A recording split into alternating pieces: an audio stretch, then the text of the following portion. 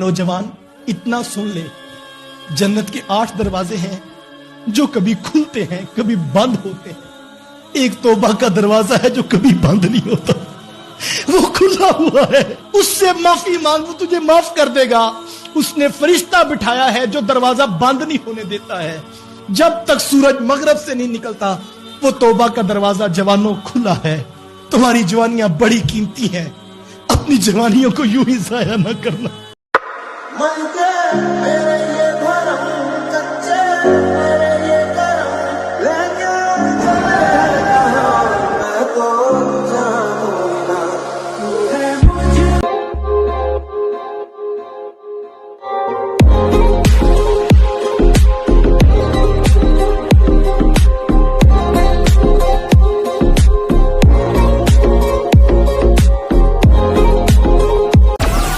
Download Moj.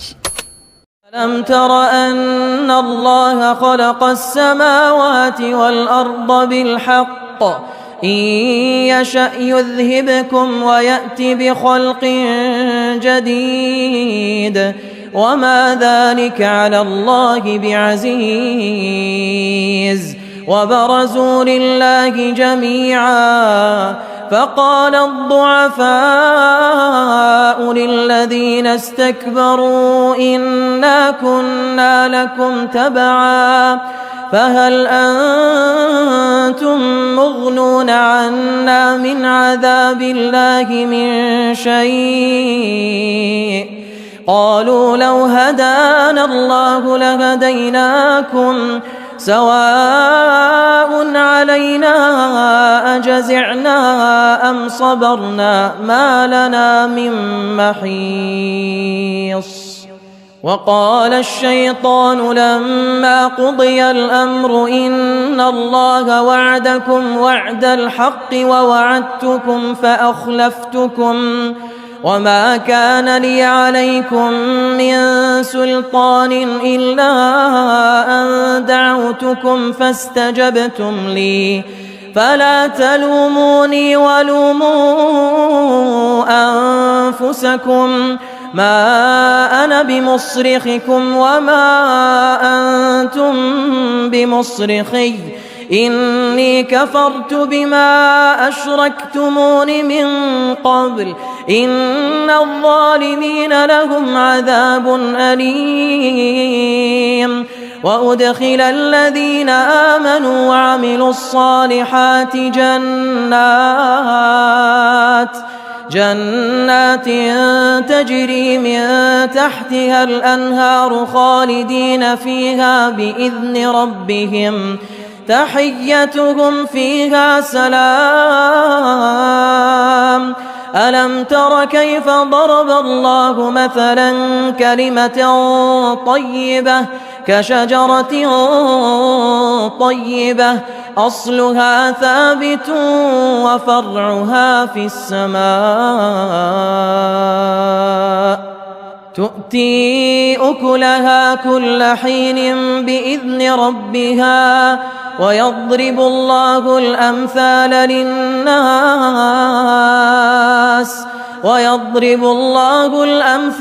للناس لعلهم يتذكرون. ومثل كلمة خبيثة كشجرة خبيثة اجتثت من فوق الأرض ما لها من قرار. بسم الله الرحمن الرحيم. وسعظم بمنے بے سر و ساما مددے قبلہ دی مددے کعبہ ایمہ مددے سنیم نارا یا غوث اعظم میزنم دمدشاہ احمد رضا خان قطب عالم میزنم. بسم اللہ الرحمن الرحیم. حضرات محترم اعلیٰ حضرت امام احمد رضا آسمان شریعت کا آفتاب ہیں اور چرخے طریقت کا ماہتاب. اعلیٰ حضرت دین متین کا وقار ہے اور بزم ایمان کی بہار. اعلیٰ حضرت کے قلم نے علم کو آبرو بخشی، اعلیٰ حضرت کے عمل نے تقوی کو سرخرو کیا، اعلیٰ حضرت کی فکر سے عقل نے چلا پائی، اعلیٰ حضرت محبت عشق و محبت اعلیٰ حضرت اعلیٰ حضرت عشق و محبت عشق و محبت اعلیٰ حضرت اعلیٰ حضرت علم و حکمت علم و حکمت اعلیٰ حضرت اعلیٰ حضرت تاجدار ختم نبوت زندہ باد زندہ باد. تو پھر کہنا پڑے گا جان ہے احمد رضا ایمان ہے احمد رضا عاشقان مصطفیٰ کی شان ہے احمد رضا عشق ہے احمد رضا وجدان ہے احمد رضا الفت سرکار کا پیمان ہے احمد رضا علم ہے احمد رضا عرفان ہے احمد رضا سنیوں کے واسطے پیمان ہے احمد سنیوں کے واسطے پہچان ہے احمد رضا وہ مجدد ہے زمانے کا زمانہ کہہ اٹھا وہ مجدد ہے زمانے کا زمانہ کہہ اٹھا بالجگی اس دور کا نعمان ہے احمد رضا فیض رضا فیض رضا جاری رہے گا فیض رضا جاری رہے گا فیض رضا جاری رہے گا. حضرات محترم اعلیٰ حضرت امام احمد رضا نے دنیا بھر میں محبت رسول کی خوشبو مہکائی علم و معرفت کی روشنی پھیلائی ہر طرف نام نبی کی دھوم مچائی دلوں کو عشق نبی سے گرمایا ناموس نبی کا پرچم لہرایا نعت مصطفیٰ کا گلشن بسایا حضور کے کمالات کا جلوہ دکھایا کیا خوب ارشاد فرمایا سرور کہوں کہ مالک و مولا ہوں تجھے باغِ خلیل کا گل سے پاک کہوں تجھے اللہ رے تیرے جس پہ منور کتاب سے اے جانے جاں میں جانے تجلا کہوں تجھے گلزار قدس کا گل رنگی ادا کہوں یا رسول اللہ میرے آقا گلزار قدس کا گل رنگی ادا کہوں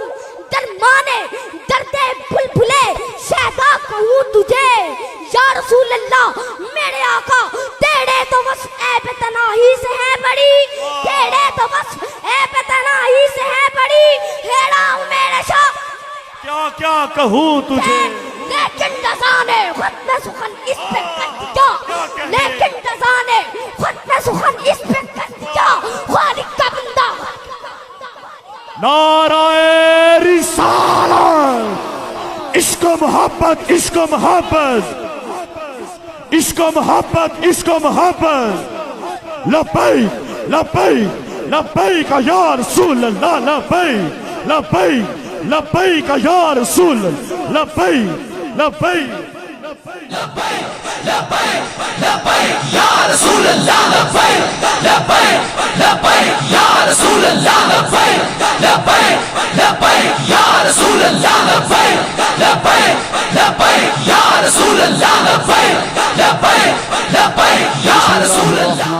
شب قدر کی اہمیت کیا ہے؟ قرآن مجید فرقان حمید شب قدر کے بارے میں کیا خوب ارشاد فرماتا ہے سورہ قدر میں. بسم اللہ الرحمن الرحیم انا انزلناہ فی لیلۃ القدر وما ادراک ما لیلۃ القدر لیلۃ القدر خیر من الف شہر. لیلۃ القدر 1000 مہینوں سے بہتر ہے. اچھا کون سی رات لیلۃ القدر ہے؟ اس میں مختلف روایتیں ہیں مگر حدیث پاک میں جو نبی پاک کی حدیث پاک سے میں رہنمائی ملتی ہے کہ رمضان کے آخری عشرے کی 5 طاق راتوں میں لیلۃ القدر کو تلاش کرو. لیلۃ القدر کو پانے کا ایک بڑا پیارا طریقہ اعتکاف کہ جس میں کوئی آخری عشرے کا اعتکاف کر لے تو اس میں کوئی نہ کوئی رات لیلۃ القدر ہوگی اور انشاءاللہ وہ اس رات مسجد میں ہوگا تو اسے برکتیں مل جائیں گی. لیکن ہم میں سے بہت سارے وہ ہیں جو اعتکاف نہیں کر پائیں گے یا نہیں کر سکتے. اب ان 5 راتوں کو ٹارگٹ کر لیں, ان 5 راتوں کو پلان کریں, یعنی ان میں سے ایک شب قدر ہے تو پہلا کام تو یہ کریں کہ عشاء کی نماز باجماعت لازمی پڑھیں اور فجر کی نماز بھی باجماعت لازمی پڑھے کہ جو عشاء اور فجر کی نماز باجماعت پڑھتا ہے اسے ساری رات عبادت کا ثواب ملتا ہے. تو کوئی بھی رات شب قدر ہوئی تو آپ کی وہ رات انشاءاللہ عبادت میں ہوگی. تراویح ضرور پڑھیں اور ہو سکے تو اس میں صلاۃ التسبیح بھی ادا کریں, کم از کم سورہ ملک کی تلاوت کریں اور کچھ اس میں ایک حصہ رات میں قرآن کی تلاوت کریں. یعنی اس پلاننگ کے ساتھ کریں کہ 5 راتوں میں کوئی بھی شب قدر ہوئی تو میری نماز بھی اس میں آئے گی, میری تلاوت بھی آئے گی. درود پاک کا کوئی ہدف رکھ لیں کہ کم از کم 313 بار اس رات میں درود پاک پڑھ لوں گا. ایکسٹرا صلاۃ الحاجات صلاۃ التوبہ پڑھ لیں. ایک اور کام کریں جو نارملی مس ہو جاتا ہے وہ یہ ہے کہ ان 5 راتوں میں صدقہ و خیرات کریں. ان 5 راتوں میں اللہ کی راہ میں خرچ کریں، جس کا جتنا بجٹ ہے. آپ ایک پلان کر لیں کہ میں نے، اچھا نارملی دن میں ہم دیتے ہیں، رات میں کہتے ہیں یار، تو رات میں کوئی پلان کر کے رکھے کہ میں نے مغرب سے لے کر فجر تک کسی نہ کسی کو اللہ کی راہ میں دینا ہے. آپ کسی غریب کی مدد کر دیں، کسی ماشاءاللہ دعوت اسلامی ہے مسجد میں دے دیں، دعوت اسلامی کو دے دیں، جہاں آپ کا جی چاہتا ہے. لیکن ان 5 راتوں کا ایک بجٹ بنا لیں. بے شک 100 روپے 5 راتوں میں دے دیں، جس کو اللہ نے دیا 1000 دے، 10,000 دے، 1 لاکھ روپے دے، لیکن ان 5 راتوں میں دے. کیونکہ جس رات شب قدر ہو گئی نا، تو وہ 1000 مہینوں سے بہتر رات میں آپ کی چیریٹی بھی ہو جائے گی، آپ کا خرچ ہو جائے گا اور وہ ملٹی پلائی ہو جائے گا. تو اس کو اگر ٹارگٹ کر لیں اس بار کہ میں نے ان 5 راتوں کو فضول کاموں میں نہیں گزارنا، دن میں تھوڑا آرام کرنا ہے تاکہ رات پوری جاگ سکوں، اور رات میں یہ سارے سیگمنٹ بنا لیں جو میں نے کرنے ہیں. ہر طاق رات میں مدنی مذاکرہ بھی ہوگا، خاص دعا بھی ہوگی، اور آپ اپنی مسجد کے پروگرامز ہوتے ہیں. آپ پلان کر کے چلیں، ٹارگٹ کر کے چلیں کہ اس بار ان 5 راتوں کو ایسے گزارنا ہے کہ کوئی بھی رات شب قدر ہوئی تو انشاءاللہ مجھے 1000 مہینوں سے زیادہ بہتر عبادت جو ہے، بہتر رات جو اس میں عبادت کا ثواب مل جائے گا انشاءاللہ. رسول اللہ صلی اللہ تعالی علیہ وآلہ وسلم مسجد میں تشریف لائے، دیکھا کہ ایک شخص نماز پڑھ رہا ہے. نماز پڑھنے کے بعد اس نے دعا مانگی.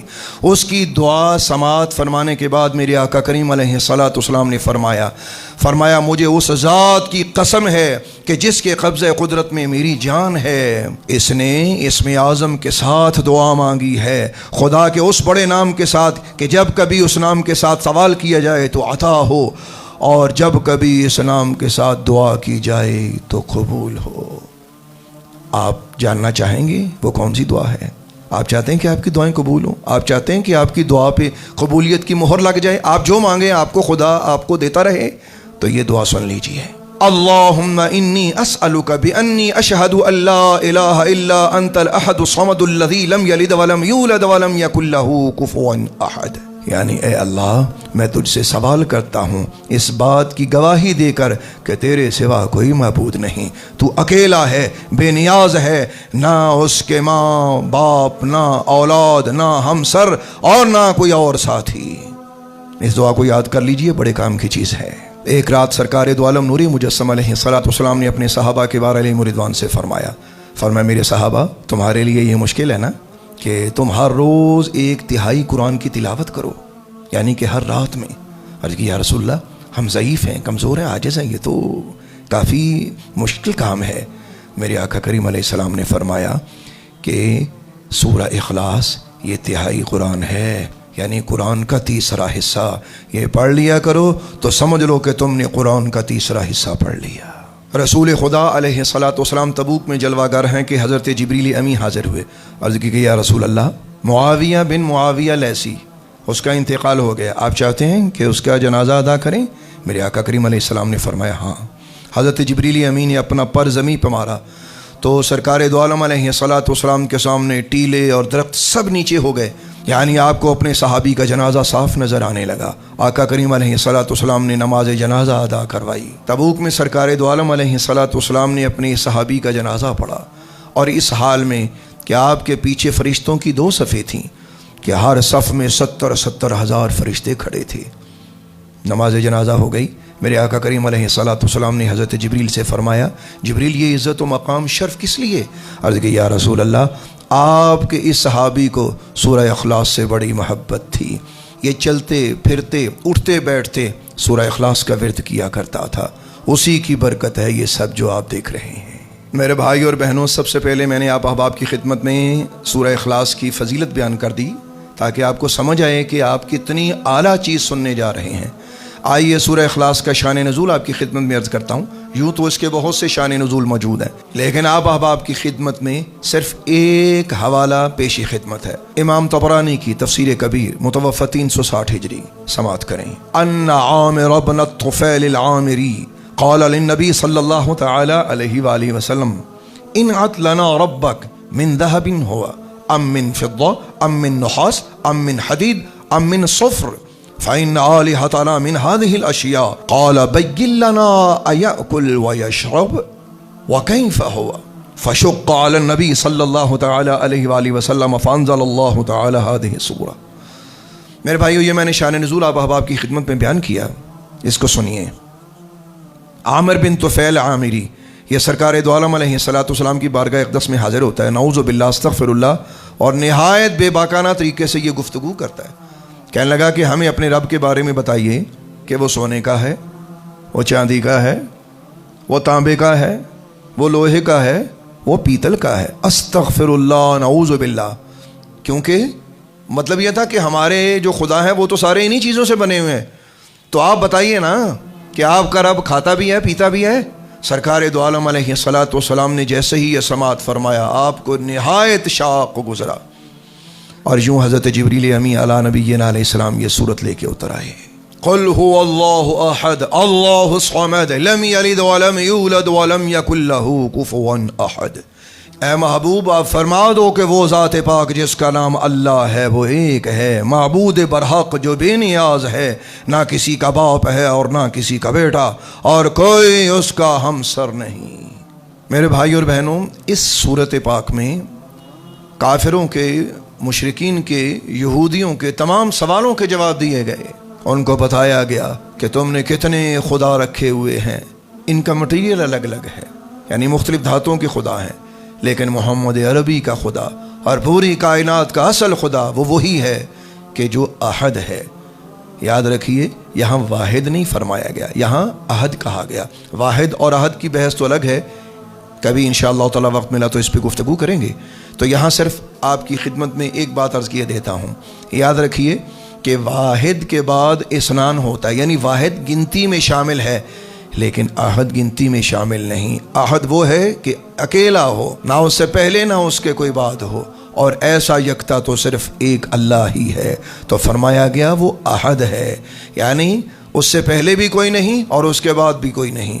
جب کچھ نہ تھا تو وہ تھا، اور جب کچھ نہ ہوگا تو وہ ہوگا۔ اسے کہتے ہیں هو اللہ احد۔ تفسیر نکات والعیون متوفہ 450 ہجری میں کلمہ صمد کی 10 تعویلات لکھی ہوئی ہیں، یعنی 10 معنی لکھے ہوئے ہیں، آپ کی خدمت پہ پیش کرتا ہوں، سماعت کیجیے۔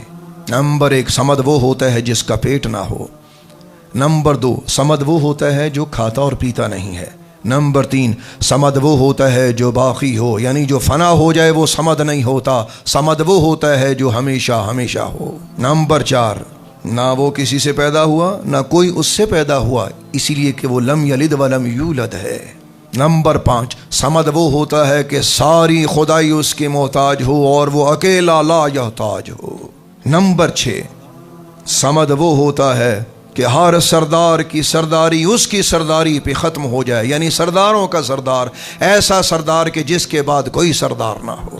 نمبر 7، ایسا کامل کہ جس میں عیب کوئی نہ ہو۔ نمبر 8، ہر چاہنے والے کا مقصود ہو اور ہر مصیبت زدہ کا مددگار۔ نمبر 9، وہ ہر ایک سے بے نیاز ہو۔ نمبر 10، جو چاہے وہ ہو جائے اور وہی ہو جس چیز کا حکم کرے۔ میرے بھائیو، یہ آپ نے صمد کے 10 معنی سماعت کریے۔ اور اسی طرح لم یلد ولم یولد ولم یکن لہ کفوا احد، یعنی نہ وہ کسی کا باپ ہے نہ کسی کا بیٹا ہے اور کوئی اس کا ہمسر نہیں۔ اور آخر میں ایک بڑی دردناک چیز بیان کرنے جا رہا ہوں، بخاری شریف میں ہے کہ ایذا دینے والی باتوں کو سنتے ہوئے صبر کرنے میں اللہ سے زیادہ کوئی صابر نہیں ہے۔ اللہ اکبر، کہ لوگ اس کی اولاد بتاتے ہیں اور پھر بھی وہ انہیں روزیاں دیتا ہے، انہیں عطا کرتا ہے۔ اور بخاری ہی کی ایک روایت میں ہے، اللہ تعالیٰ فرماتا ہے کہ ابن آدم مجھے جھٹلاتا ہے، حالانکہ اسے ایسا نہ چاہیے، یہ مجھے گالیاں دیتا ہے۔ اللہ اکبر، اور اس کے یہ لائق نہ تھا، اس کا مجھے جھٹلانا تو یہ ہے، وہ کہتا ہے کہ جس طرح اولاً خدا نے مجھے پیدا کیا پھر دوبارہ کیسے لوٹائے گا، حالانکہ جس خدا کو پہلی مرتبہ پیدا کرنا مشکل نہیں اسے دوبارہ اٹھانا کیا مشکل ہے۔ اللہ اکبر۔ تو یہاں اللہ تبارک و تعالیٰ ارشاد فرماتا ہے کہ نعوذ باللہ، کہ یہ میرا بندہ مجھے گالیاں دیتا ہے، کہ وہ کہتا ہے کہ اللہ کی اولاد ہے، حالانکہ میں تنہا ہوں، میں ایک ہوں، میں صمد ہوں، نہ میری اولاد ہے نہ ماں باپ نہ مجھ جیسا کوئی۔ میرے بھائیو، سورہ اخلاص کے ساتھ پڑھیے اور اللہ کی قربت کے حقدار ہو جائیے۔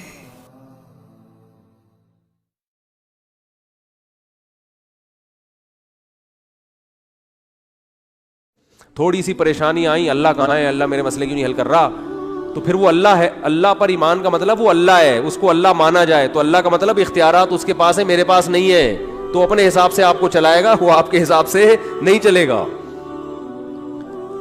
پھر یہ ایتھیسٹ کہتے ہیں دعائیں قبول نہیں ہوتی، دعائیں قبول نہیں ہوتی. آج کل یہ نوجوان لڑکوں کو بہت ہے، یار میں اتنے دنوں سے دعا مانگ رہا ہوں قبول ہو نہیں رہی. کوئی اللہ نہیں ہے، سب مولویوں نے لوگوں کو بیوقوف بنایا ہوا ہے. ابے جن مولویوں کے تم کہہ رہے ہو بیوقوف بنایا ہوا، وہ تم سے زیادہ دعائیں مانگ رہے ہوتے ہیں. اگر بیوقوف بنایا ہوا ہوتا وہ نہیں مانگتے، تمہیں کو لگایا ہوا ہوتا دعاؤں پہ انہوں نے. لیکن وہ جب دعا مانگتے ہیں ان کو قبولیت سے کوئی سروکار ہوتا ہی نہیں. ان کا مطلب ہوتا ہے اپنی فائل اللہ کی عدالت میں فائل کر دینا، اپنے ڈاکومنٹس اللہ کی عدالت میں جمع کرا دینا. یار تسلی اللہ کو بول دیا، اب جو ہوگا صحیح ہوگا. یہ تو اس لیے دعائیں مانگتے ہیں. یعقوب علیہ السلام ساری زندگی دعائیں مانگتے رہے، اللہ اولاد ملا دے، اولاد ملا دے، اولاد سے میری ملاقات کرا دے، میرے بچے کو محفوظ فرما لے، ہے نا. دعائیں مانگتے رہے، دعائیں مانگتے رہے. آنسر کیا آیا؟ دوسرا بچہ بھی گم گیا. یہی ہوا نا، بنیامین جو دوسرا بیٹا تھا وہ بھی بھائیوں نے یہ کہا کہ وہ بھی.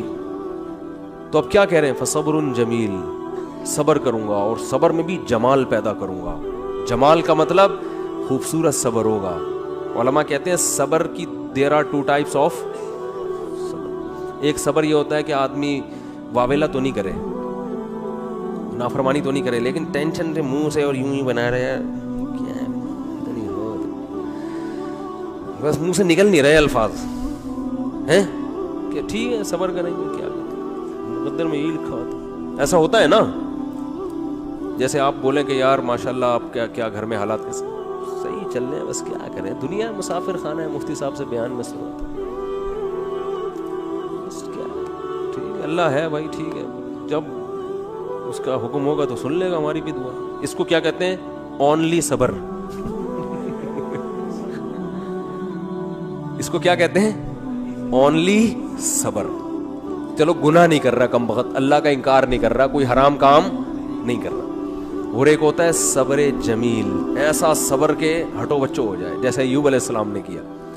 وہ صبر یہ ہوتا ہے کہ ذرہ برابر اپنے ایٹیٹیوڈ سے اور اپنی زبان سے شکایت نہ جھلک رہی ہو. جیسے ہمارے حضرت نے غربت میں فرماتے ہیں کہ جو میں صبر نہیں کرتا تھا کیونکہ مجھے ڈر لگتا تھا گناہ نہ ہو جائے. اللہ کہے گا صبر تو مصیبتوں پہ کیا جاتا ہے، تجھے مصیبت کہاں پہنچی ہوئی ہے؟ بلکہ میں اپنے آپ کو کیا سمجھتا تھا؟ بادشاہ ہوں، اس لیے میں لوگوں سے الگ رہتا ہوں. تو اس کو سرے سے مصیبت سمجھ ہی نہیں رہے ہیں، بلکہ کیا کہہ رہے ہیں؟ صبر جمیل. کیا کرنا ہے؟ ایسا صبر جس میں کیا ہو؟ جمال ہو. اور لا تیأسوا من روح اللہ، اے میرے بچوں اللہ کی رحمت سے نا امید مت ہو. اعلم من اللہ ما لا تعلمون، میں اللہ کے بارے میں وہ کچھ جانتا ہوں جو تم نہیں جانتے. رو بھی رہے ہیں. اب آپ کہہ سکتے ہیں جب اپنے عمل سے بھی شکایت نہیں کرنی، زبان سے بھی، تو پھر رو کیوں رہے ہیں؟ یہ غیر اختیاری ہے، اس پہ کوئی پکڑ نہیں ہے، اور یہ آپ کے دل کے زندہ ہونے کی دلیل ہے. کیونکہ رونا بھی نہیں آ رہا بچے کے گمنے میں، اس کا مطلب آپ کے سینے میں دل ہی نہیں ہے. پھر تو قربانی نہیں ہے نا. اتنا غم تو ہوگا تو غم زدہ ہوں گے نا. اگر مثلا کوئی آدمی بچہ گم گیا اور اب یہ گھوم رہا ہے آرام سے، بچہ گھوم گیا، صبر جمیل کریں گے، کچھ بھی نہیں ہے، تو یہ صبر جمیل نہیں، اس کا مطلب یہ اس کا بچہ تھا ہی نہیں. حقیقت اپنا بچہ ہوتا تو اتنے مزے سے نہیں گھوم رہا ہوتا. ٹینشن یہ نیچرل ہے، آنکھیں بھی بہیں گی، غم بھی ہوگا، ٹینشن بھی ہوگی. زبان سے جو چیز غیر اختیاری ہے اس پہ پکڑ نہیں ہے. ہمارے نبی کی نواسی کا انتقال ہوا آپ کی گود میں، آپ کے آنکھوں سے آنسو ٹپکنا شروع. صحابہ نے عرض کیا یا رسول اللہ آپ تو صبر کی تلقین کرتے ہیں. تو آپ نے کیا فرمایا؟ آنکھیں بہہ رہی ہیں، دل غم زدہ ہے. یہ یعنی مطلب یہ کہ یہ دو چیزیں ہمارے اختیار میں، نہ آنکھوں کو روک سکتے ہیں نہ دل کو غم زدہ ہونے سے روک سکتے ہیں. زبان وہی کہے گی جس پہ اللہ راضی ہے. زبان کہے گی کہ جو اللہ کا حکم تھا، ما قدر اللہ، جو اللہ کے فیصلے ان فیصلوں پر راضی. لیکن جب اس ٹائپ کا صبر ہوتا ہے نا جو غیر اختیاری، تو وہ اعتدال سے ہوتا ہے. یعنی اس ٹائپ کا جو غم ہوتا ہے نا وہ اعتدال سے ہوتا ہے. اس میں آنسو بھی نکلتے ہیں، دل بھی غم زدہ ہوتا ہے. آج کل جو غم ہو رہے ہیں نا، جس طرح سے چیخنا پیٹنا، ہاں میرے ساتھ یہ ہو گیا، گھر میں دیکھو نا کیا ہو رہا ہے. روزگار آپ گئے کہیں جاب کی تلاش میں، نہیں ملی جاب، انٹرویو میں فیل ہو گئے، باہر نکل کے چیزیں توڑ رہا پھوڑ رہا ہے. بیگم کا فون آیا، اس کو گالیاں دینا شروع کر دی. یہ غیر اختیاری نہیں ہے، یہ کیا ہے؟ بولو، اختیاری. میتوں پہ چیخنا، میتوں سے لپٹ لپٹ کے پاگلوں کی طرح رونا، او بھائی بس رو آپ، جو اللہ نے آپ کو پرمیشن دی. اور یہ رونا اچھی علامت ہے کیونکہ یہ محبت کی دلیل ہے. اور آپ صلی اللہ علیہ وسلم نے ایسے موقع پہ یہ بھی فرمایا کہ یہ اللہ کی وہ رحمت ہے جو اللہ نے اپنے بندوں کے دلوں میں رکھ دی ہے. اسی محبت کی بیس پہ تو حقوق ادا ہوتے ہیں. اتنی بھی نہیں ہوگی تو پھر حقوق تھوڑی ادا ہوں گے.